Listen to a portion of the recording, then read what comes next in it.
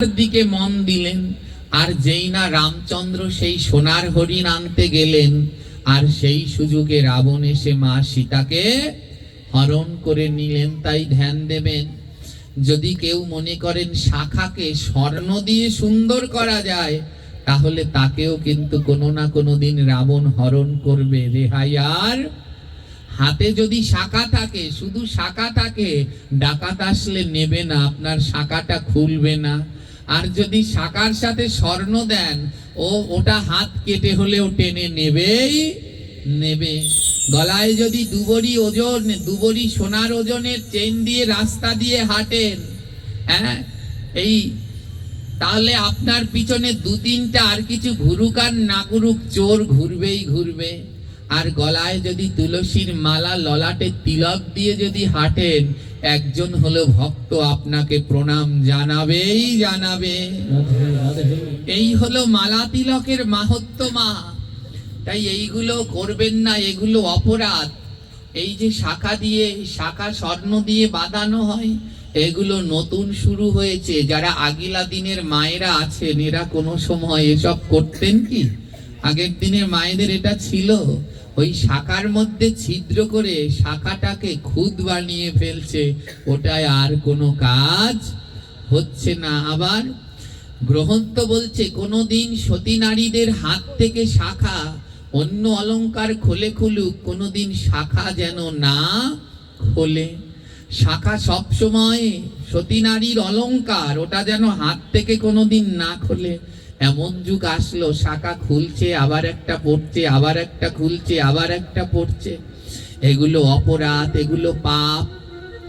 আজ পরমা ভক্তিবতী লক্ষ্মী দেবী যেখানে আমরা ছিলাম মা, ওই গ্রামের যিনি ধনী শেঠ, ওর কুদৃষ্টি ছিল ওই লক্ষ্মী দেবীর উপরে। প্রতিদিন লক্ষ্মী দেবীর বাড়িতে ওই শেঠ লোক পাঠাতো, আরে লক্ষ্মী, তোমরা তো খুব গরিব কাঙাল, খেতে পাও না, যদি আমাদের শেঠ মহাজনের কাছে গিয়ে একটা রাত্র থাকো, আমাদের মহাজনকে যদি একটা রাত্র সেবা করো। কুপ্রস্তাব দিচ্ছে লক্ষ্মীকে যে আমাদের শেঠ তোমাদেরকে ঘর বাড়ি টাকা পয়সা সব ভরে পুরে দেবে, তোমার স্বামীকে ভালো কাজ দিয়ে দেবে। লক্ষ্মী দেবী যারা আসে প্রতিদিন তাদের প্রণাম জানিয়ে বলে, আমি পারবো না। এ জগতে প্রত্যেক নারীর কাছে তার পতি হলো শ্রেষ্ঠ। আমি আমার স্বামীকে রেখে অন্য কারো সেবায় যুক্ত হতে পারবো না। প্রতিদিন ওই শেঠ লোক পাঠায়, আর প্রতিদিন লক্ষ্মী দেবী ওই কুপ্রস্তাবকে ফিরিয়ে দেয়, সম্ভব নয়। ভিক্ষা করে খায়, প্রতিদিন ভিক্ষা করে খাচ্ছে, বলে ভিক্ষা করে খাবো, তবুও নিজের সম্মান বিক্রি করব না। এমনি ভাবে তাদের জীবন কাটে, বরদাচার্য আর লক্ষ্মী দেবীর জীবন কাটে। আজ তাদের ঘরে 3 দিন ধরে কোনো অন্ন নেই। 3 দিন ধরে কোনো অন্ন নেই। এ কথা আজ বলছি কেন জানেন? এই জন্মদিন উপলক্ষে তাই এটা মনে পড়ে গেল মা। 3 দিন ধরে তাদের ঘরে অন্ন নেই, 3 দিন ধরে তার স্বামী কোনো কাজ পায় না। তাই আজ বাধ্য হয়ে বরদাচার্য লোকের দ্বারে দ্বারে ভিক্ষা করতে গেছে। 3 দিন ধরে উপবাসী, 3 দিন ধরে তাদের খাওয়া হয় না। 3 দিন হয়ে গেল, 3 দিন পরে তাদের একমাত্র ছেলেটির জন্মদিন আসলো। ছেলেটা মায়ের কাছে গিয়ে আবদার করছে, মা, সব বাচ্চারা, সব সন্তানরা জন্মদিনে কত ভালো মন্দ পায়েস পিঠাপুলি কত কিছু খায়, ছোট্ট ছেলেটি 3 দিন ধরে না খেয়ে রয়েছে। তো ক্ষুধার যন্ত্রণা সহ্য করতে না পেরে মায়ের কাছে গিয়ে বলছে, মা, আমাকে একটু খুদের ভাত দাও, আমি আর এ যন্ত্রণা সহ্য করতে পারছি না, আমাকে একটু খুদের ভাত দাও। জনম দুঃখিনী মা, তার কাছে কিন্তু পথ খোলা। যদি ওই শেঠের বাড়ি গিয়ে শেঠের সেবা দেয়, শেঠ অনেক ধন সম্পদ দেবে, কিন্তু যায় না।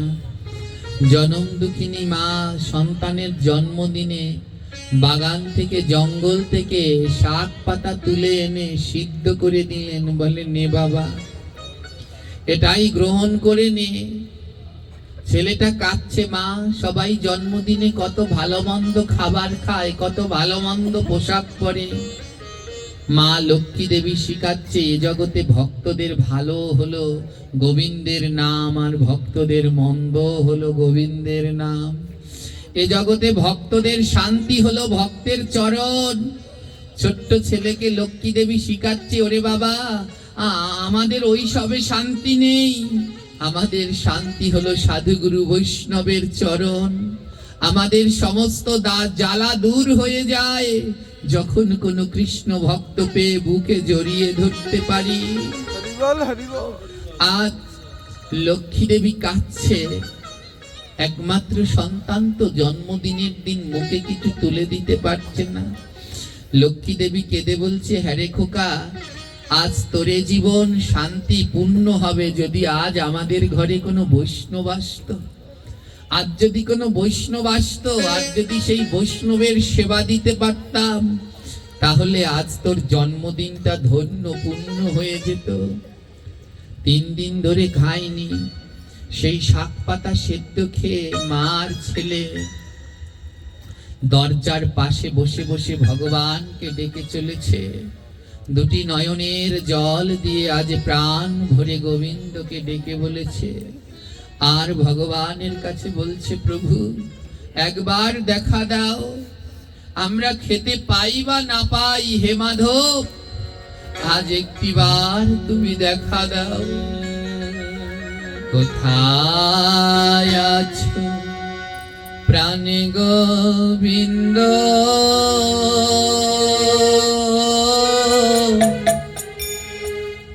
দেখা দাও না মোরে। কোথায় আছো প্রাণে গোবিন্দ, হরি বল, দেখা দাও না মোরে। তুমি কোথায় আছো প্রাণ গোবিন্দ,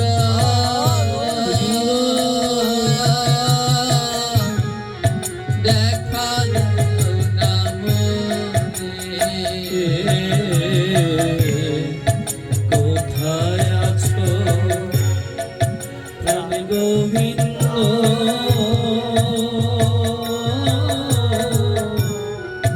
দেখা দাও না মোরে। ওরে অন্তর ভরা জ্বালায় আমার,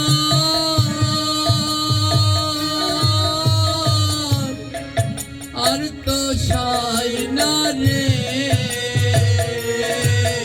রে অন্তর ভরা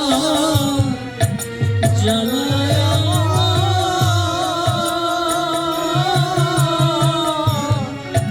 আর তো সয় না প্রাণে রে। ওরে অন্তর ভরা জ্বালায় আমার, আর তো সয় না রে। ওরে অন্তর ভরা ওরে জ্বালায় আমার,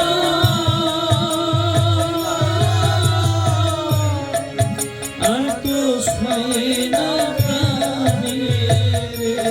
তুমি কোথায় আছো প্রাণ গোবিন্দ, দেখা দাও না মোরে।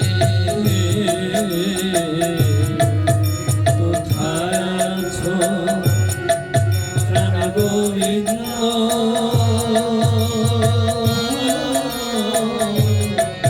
দেখা দাও না মোরে। লক্ষ্মী দেবী কাঁদছে, ও ভগবান আমার সন্তান খেতে পায় না, আর কোন সন্তান যদি না খেতে পেয়ে মায়ের চরণে কাঁদে, তখন ওই মা জানে কি যন্ত্রণা। এ জগতে মা না হলে সেই যন্ত্রণা বোঝা যায় না। আজ লক্ষ্মী দেবী বলছে, ও প্রভু অন্তরে ভরে জ্বালা দিও,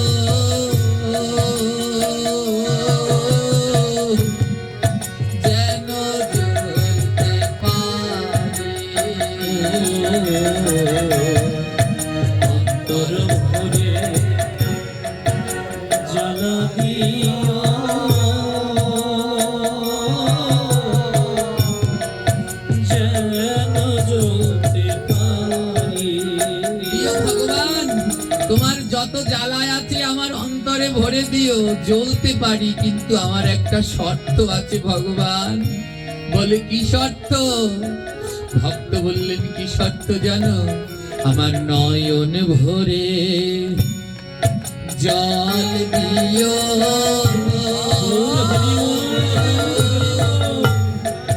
যেন ঝরতে পারে। আমার নয়ন ভরে তবে জল দিও,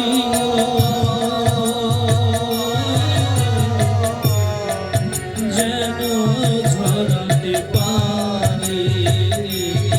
আর কৃষ্ণ ভক্তের সঙ্গ দিও,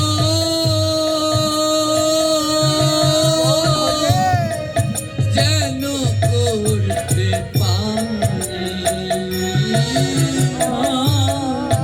কৃষ্ণ ভক্তের সঙ্গ দিও, হরি বল নিতাই গৌর হরি বল। আমায় কৃষ্ণ ভক্তের সঙ্গ দিও,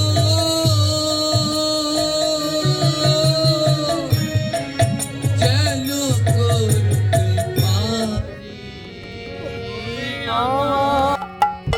ভক্তের চরণে। প্রাণ গোবিন্দ রে, হরি বল। রাইখো মোরে ভক্তের চরণ তলে। দয়াল গোবিন্দ রে, রাইখো মোরে ভক্তের চরণে।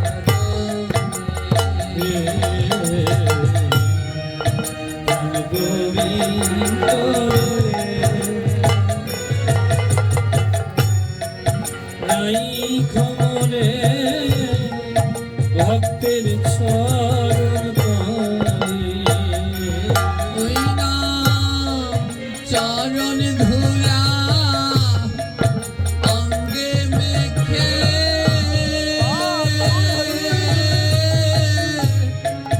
থাকি যেন ভক্তের সাথে রে। চরণ ধুলি গৌর হরি গৌর হরি।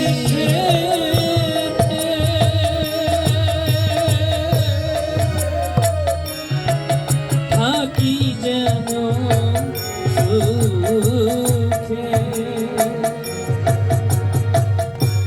আজ লক্ষ্মী দেবী ওই ঘরের দরজায় বসে কাঁদছে, প্রভু যত যন্ত্রণা দাও দাও, যেন দুই নয়নের জলে ভেসে ভেসে তোমার নাম গাইতে পারি, যেন সাধু সঙ্গ থেকে বঞ্চিত না হই।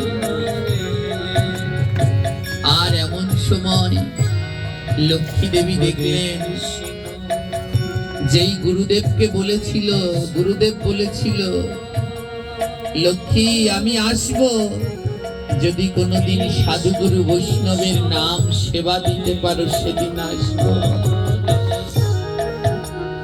ভগবান উদ্ধবকে বলেছিলেন, উদ্ধব এ জগতে আমায় পাওয়ার লক্ষণ তিনটি। বলে প্রথম লক্ষণ ভক্তদের কাঙাল বানাই, দ্বিতীয় লক্ষণ ভক্তদের কাছ থেকে সবাইকে কেড়ে নেই। আজ লক্ষ্মী দেবীর কেউ নাই, যখন তার কোনো আত্মীয় স্বজন কেউ নাই, তখন সেখানে গুরুদেব বৈষ্ণবদের নিয়ে হাজির হলেন। গুরুদেবের সঙ্গে 100 বৈষ্ণব, 100 ভক্তকে নিয়ে গুরুদেব সকাল বেলায় লক্ষ্মী দেবীর আঙিনায় হাজির হলো। আর তার স্বামী বরদাচার্য ভিক্ষার জন্য বেরিয়েছে। গুরুদেব এসেছে, লক্ষ্মী দেবীর আনন্দ ধরে না। চরণ ধৌত করে পুষ্পমাল্য ধূপ দীপ দিয়ে শ্রী গুরুদেবের পূজা করে গৃহে বসালেন। গুরুদেব বললেন, আজ তোমার পরীক্ষা লক্ষ্মী, আজ তোমার আর তোমার পতির পরীক্ষা। দেখি কেমন বৈষ্ণব সেবা, কেমন গুরু সেবা দিতে পারো। গুরুদেব বললেন, লক্ষ্মী, আমরা 3 দিন ধরে কিছু খাই না। কদিন ধরে? গুরুদেব বলল, কদিন ধরে খাই না? 3 দিন ধরে কিছু খাই না। গুরুদেব বলল, লক্ষ্মী, আমি 3 দিন ধরে কিছু খাই না। ওমা, আর ওই যে লক্ষ্মী, তার স্বামী সন্তান, তারাও কদিন ধরে উপবাসী রয়েছে? 3 দিন ধরে। বলে, তোমরা তো জানো না, এ জগতে গুরু বাস করে শিষ্যের অন্তরে। ওই শিষ্য যা নিবেদন করে তাই গুরুদেব গ্রহণ করে। আমাদের বৈষ্ণবদের 2 জন আচার্য, একজন নরোত্তম ঠাকুর মহাশয়, আরেকজন শ্রীনিবাস আচার্য। এই আলোচনা অনেক দীর্ঘ। শ্রীনিবাস আচার্য, নরোত্তম ঠাকুর, শ্রীনিবাস আচার্যের 2 শিষ্য এরা। নরোত্তম ঠাকুর শিক্ষাগুরু ছিলেন, আরেকজন ছিলেন রামচন্দ্র কবিরাজ। নরোত্তম ঠাকুর রামচন্দ্র কবিরাজকে ঝাঁটা দিয়ে মেরেছিলেন, আর সেই ঝাঁটার বাড়ি গিয়ে গুরুদেবের পিঠের মধ্যে লেগেছেন।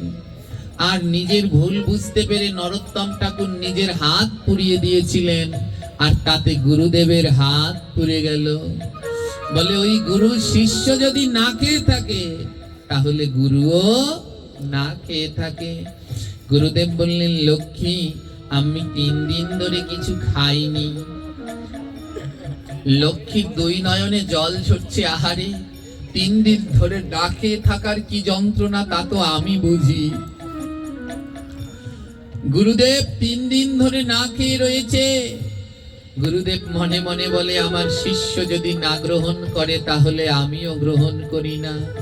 আর শিষ্য যদি গ্রহণ করে, গুরুদেবকে নিবেদন করে, গ্রহণ করে, গুরুদেব বলে, ওটাই আমার খাওয়া, ওটাই আমার পাওয়া, আমার আর আলাদা লাগে না। তাই এ জগতে দেখবেন কত শুদ্ধ সিদ্ধ সদ্গুরুগণ দিনের পর দিন ধরে অনাহারে উপবাসে দিন কাটাচ্ছে, তাও সুস্থ সবল ভাবে দিন যাপন করছে। কি ভাবছে তারা? অমন করে কিভাবে পারছে? কেন পারছে জানেন? ওই শিষ্যের জোরে। 2 ভাবে দেয়া যায়, একটা সাক্ষাৎ মুখে নেয়া, আরেকটা ওই যে গুরুদেব প্রতিদিন, শিষ্য প্রতিদিন গুরুদেবকে নিবেদন করছে। ওই শক্তিতেই গুরুদেব অটুট সিদ্ধ শুদ্ধ দেহে রয়ে গেছে। তাই গৌর হরি বল। লক্ষ্মী বললেন, গুরুদেব চিন্তা করবেন না, আমি এখনই খাবারের ব্যবস্থা করছি। ঘরে একটা চাল নেই, কিন্তু বলছি আমি এখনই ব্যবস্থা করছি। 3 দিন ধরে খায় না, ঘরে একটা চাল নেই, বলে এখনই ব্যবস্থা করছি। স্বামী গেছে ভিক্ষায়। স্ত্রী লক্ষ্মী ভেবে পাচ্ছেন না যে এখন কি করবে। 100 বৈষ্ণব, একজনও নয়, কমও নয়, 1 জন 2 জন নয়, 100 জন এসেছেন গুরুদেবের সঙ্গে। এবার কি করি? সঙ্গে সঙ্গে ওই সহধর্মিনী লক্ষ্মী, তার মাতা এসেছে। আরে, বৈষ্ণব সেবারে তরে যদি প্রাণ যায়, গ্রহন্ত বলে ওই প্রাণ গোবিন্দ চরণে পৌঁছে যায়। বলে, বৈষ্ণব সেবা দিতে গিয়ে যদি এই প্রাণ যায়, বলে ওই প্রাণ অন্য কোথাও যাবে না, ও গোবিন্দের চরণে পৌঁছে যাবে। হঠাৎ লক্ষ্মী দেবী মনে পড়ল, আরে ওই শেঠজি প্রতিদিন আমার কাছে কুপ্রস্তাব পাঠায়, ওর লোভ হলো আমার দেহটায়। আর সতী নারীর যদি কেউ মান নিয়ে যায়, তার প্রাণ যাওয়া আর মান যাওয়া একই কথা। লক্ষ্মী বলে, আজ না হয় আমার প্রাণ দিয়ে বৈষ্ণবের সেবা দেব। গৃহ থেকে যেন বৈষ্ণব অভুক্ত না যায়। লক্ষ্মী কি করলেন জানেন? ছুটতে ছুটতে শেঠের বাড়িতে গেলেন। আর শেঠ তো লক্ষ্মীকে দেখে অবাক। লক্ষ্মী বললেন, শেঠজি, আপনি প্রতিদিন আমার বাড়িতে লোক পাঠাতেন, এক রাত্রের জন্য যেন আপনার দাসী হই। আজ আমি আপনার দ্বারে এসেছি, এক রাত্রের জন্য আমি আপনার দাসী হব। কিন্তু আমার একটা শর্ত আছে। বলে, কি শর্ত? আমার ঘরে আমার গুরুদেব আর 100 বৈষ্ণব এসেছে। ওই 100 বৈষ্ণব এবং আমার গুরু সেবার জন্য চাল ডাল যা লাগে আমায় দয়া করে ভিক্ষা দিন, আর তার বিনিময়ে আমি আপনার দাসী হয়ে কাটিয়ে দেব এ জীবন। শেঠ আনন্দে আর বাঁচে না। শেঠ বলে, কে আছিস? ওর বাড়িতে যা যা দরকার পাঠিয়ে দে। শেঠ জিজ্ঞেস করছে, লক্ষ্মী তুমি কোন সময় আসবে? ভক্ত বলছে, শেঠজি, গুরুদেব এবং বৈষ্ণবদের সেবা করিয়ে আমি সন্ধ্যার সময় আপনার কাছে ফিরে আসব। আমায় গুরু বৈষ্ণব সেবার জন্য আজ এই সময়টুকু দিন। শেঠজির কাছে নিজের সম্মান বিক্রি করে দিলেন। পারবেন? এমন হবে কি, আমরাও মা জন্মেছি, কদিন পরে মরে যাব, কেউ আমাদের কথা গীতা ভাগবত আসরে বলবে না, কিন্তু এরা 100 বছর আগে জন্মালো। আজও এদের কথা গ্রহণ তো বলছেন, মহাত্মাগণ বলছেন। কারণ এমন ত্যাগ না করলে কোনোদিন গোবিন্দ পাওয়া যায় না। নিজের মান সম্মান বিক্রি করে দিলেন। বলে, তার বিনিময় হলেও আজ গুরু বৈষ্ণবের সেবা থেকে বঞ্চিত হব না। আর আমরা এমন পিচাস, আমরা পিচাসে পরিণত হয়েছি। সেই একটু প্রসাদের, আমি প্রথমে বললাম, এক টুকরো মাছের লোভে যদি শ্রাদ্ধে প্রসাদ দেয়, তাহলে ওখানে যায় না, নিরামিষ খাওয়া লাগবে। প্রসাদ থেকে বঞ্চিত হয়ে মাছের দিকে ছুটছি। আজ কি করলেন জানেন? সর্বস্ব মান সম্মান বিক্রি করে দিয়ে ঘরে এসে রান্না করলেন। রান্না করে ভোগ লাগিয়ে প্রসাদ দিচ্ছেন। 100 বৈষ্ণবকে, গুরুদেবকে প্রসাদ দিচ্ছেন। মনের এক পাশ তীক্ষ্ণ বেদনায় ফেটে যাচ্ছে যে আজ আমাকে অন্য পুরুষের কাছে বিক্রি হতে হবে। আবার মনের আরেক কোণা আনন্দে উৎফুল্ল হয়ে গেছে, আজ আমি গুরু বৈষ্ণবকে আমার এই ভাঙা কুঠিরে সেবা করাতে পেরেছি। এর থেকে আনন্দের আর আমার কিছু নেই। বরদাচার্য গৃহে ফিরে এসে দেখে 100 বৈষ্ণব গুরুদেব তার গৃহে সেবা করছে। আনন্দ আর ধরছে না। লক্ষ্মীকে বলল, লক্ষ্মী, তুমি এর আয়োজন করলে কোথা থেকে? লক্ষ্মী বলল, স্বামী, আজ অব্দি আপনাকে না জানিয়ে আমি কিচ্ছু করিনি। আজ জীবনে প্রথমবার পতির অনুমতি ছাড়া আমি আমার এই দেহটাকে আরেকজনের কাছে বিক্রি করে দিয়েছি। এই দেহটা বিক্রি করে আমি চাল ডাল এনে গুরু বৈষ্ণবের সেবা দিয়েছি। যখনই লক্ষ্মী 2 নয়নের জলে এই কথা স্বামীর কাছে বলছে, তার স্বামী পরমা ভক্ত বরদাচার্য স্ত্রীর চরণে প্রণাম করছে। ধন্য লক্ষ্মী, ধন্য তোমার গুরু ভক্তি, ধন্য তোমার বৈষ্ণব ভক্তি। নিজের সম্মান বিক্রি করে তুমি গুরু বৈষ্ণবের সেবা দিলে। যতদিন চন্দ্র সূর্য থাকবে তোমার এই সেবার কথা কেউ ভুলবে না গো।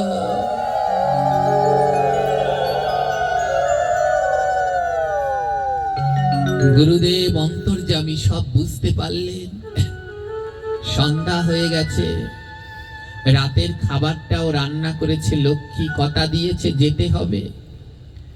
লক্ষ্মী গুরুদেবের চরণে গিয়ে প্রণাম করছে, গুরুদেব আমায় অনুমতি দিন, এবার আমায় যেতে হয়। গুরুদেবের 2 নয়ন থেকে জল ঝরছে। আরে, নিজের সম্মান বিক্রি করে দিয়ে তারপরে আমাদের সেবা দিলে। গুরুদেব বলছে, কোথায় যাও লক্ষ্মী? লক্ষ্মী এড়িয়ে গেলেন। গুরুদেব যেন না বোঝে, কষ্ট পাবে, কিন্তু গুরুদেব তো সবই জানেন, অন্তর্যামী তিনি। গুরুদেব, লক্ষ্মী বললেন, গুরুদেব আপনারা এখানে বিরাজ করুন, আপনার ছেলে তো আছে, আমাকে একটা কাজে যেতে হচ্ছে। গুরুদেব বলল, শোনো লক্ষ্মী, তুমি যার সাথে দেখা করতে যাচ্ছ সে তোমার নিশ্চয়ই বান্ধব। লক্ষ্মী দুটি নয়নের জলে ছেড়ে দিয়ে বলছে, সত্যি তো। আমায় উনি যদি ওই শেঠজি যদি না থাকতো তাহলে আজ তো বৈষ্ণব সেবা দিতে পারতাম না, উনি তো আমার বড় বান্ধব। গুরুদেব বলল, লক্ষ্মী একটা কাজ করো, আমি না ওখানে একটু প্রসাদ রেখেছি, তোমার বান্ধবের জন্য নিয়ে যাও। তোমার যে বান্ধবের সাথে দেখা করতে যাচ্ছ ওই বান্ধবের জন্য একটু প্রসাদ রেখেছি, নিয়ে যাও। গুরুদেবের সেই উচ্ছিষ্ট প্রসাদ লক্ষ্মী থালায় করে সাজিয়ে নিয়ে গেলেন শেঠের কাছে। ওমা, ভক্তের উচ্ছিষ্ট কোনো শুদ্ধ ভক্তের প্রসাদ যদি পান, ওই শুদ্ধ ভক্তের যেই গুণ সেই গুণ আপনার ভিতরে প্রবেশ করবে। গুরুদেব প্রসাদ দিলেন, লক্ষ্মী দেবী সযত্নে সেই প্রসাদ নিয়ে গেলেন সেই শেঠজির কাছে। শেঠজি অপেক্ষা করছে, তার লালসা কোন সময় সেই লক্ষ্মীর দেহ ভোগ করবে। লক্ষ্মী এসে দাঁড়ালেন।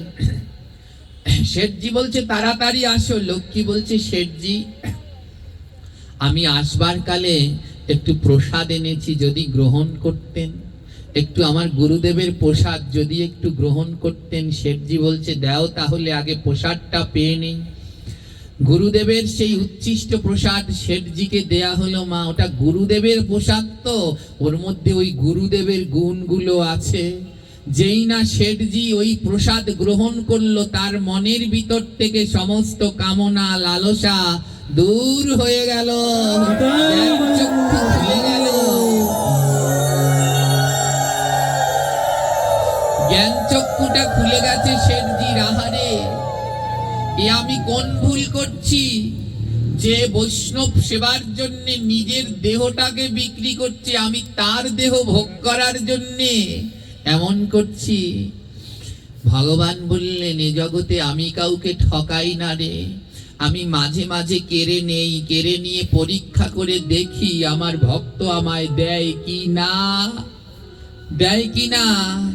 আপনি আজ যাওয়ার সময় বাড়িতে ছোট ছেলে নাতি থাকলে এক প্যাকেট বিস্কুট কিনে নিয়ে যাবেন, নিয়ে ওদের হাতে দেবেন। দেওয়ার পরে ওখান থেকে চাইবেন একটা বিস্কুট দেবে।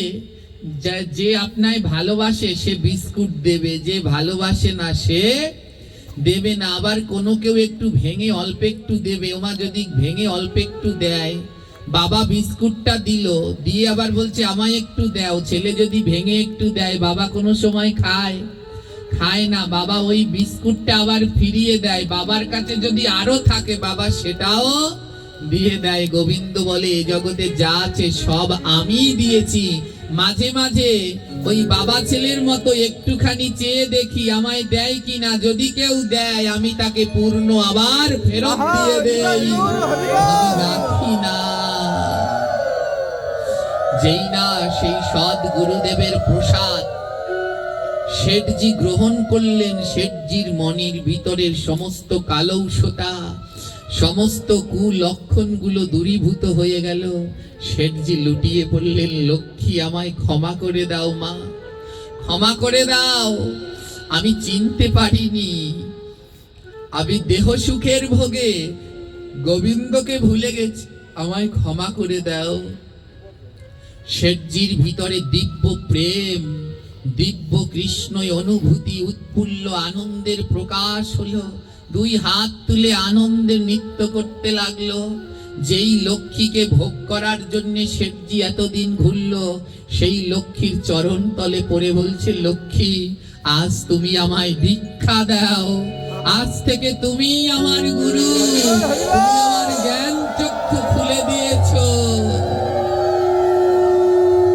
কৃষ্ণ নামে কি আনন্দ আমি জানতাম না, গোবিন্দের প্রসাদে কি আনন্দ আমি জানতাম না।